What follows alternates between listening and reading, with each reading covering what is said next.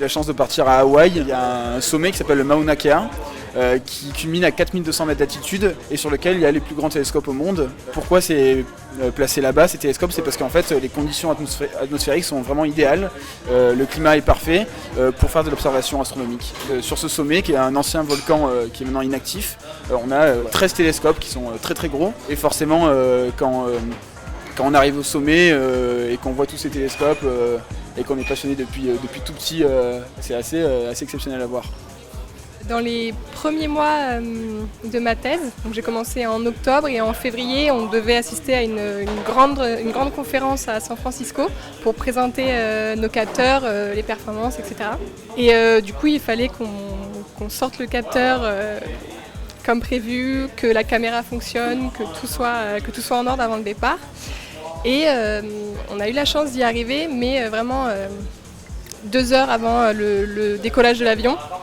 Du coup, ça c'était notre premier grand moment Eureka où on a réussi à tout empaqueter, à tout faire fonctionner, à avoir un autre capteur courbe sur notre caméra.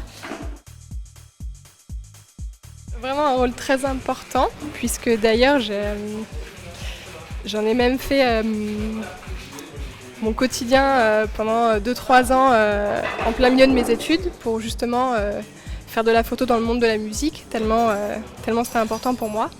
Je suis complètement plus fasciné par exemple par... peut-être quelqu'un de très visuel en fait plutôt.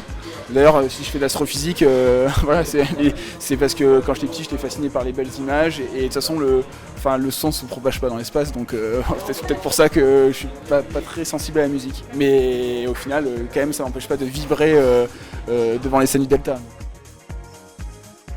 Il y en a beaucoup, mais je crois qu'un qui m'a le plus marqué, qui était un des plus simples, c'était après justement une journée où j'étais bénévole sur un festival. D'ailleurs c'était le festival Beauregard.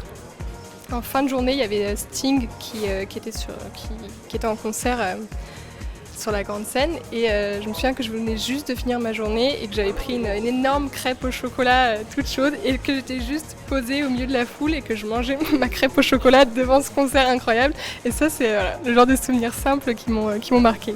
Je pense que quand même c'était Fatal, voilà, Fatal Bazooka.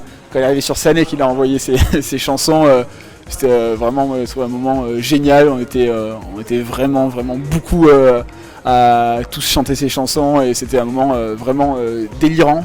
Donc c'était très drôle et en même temps tout le monde aussi dansait. Enfin c'était vraiment une atmosphère très particulière. Donc c'est sûrement mon moment préféré au Delta. Fatal.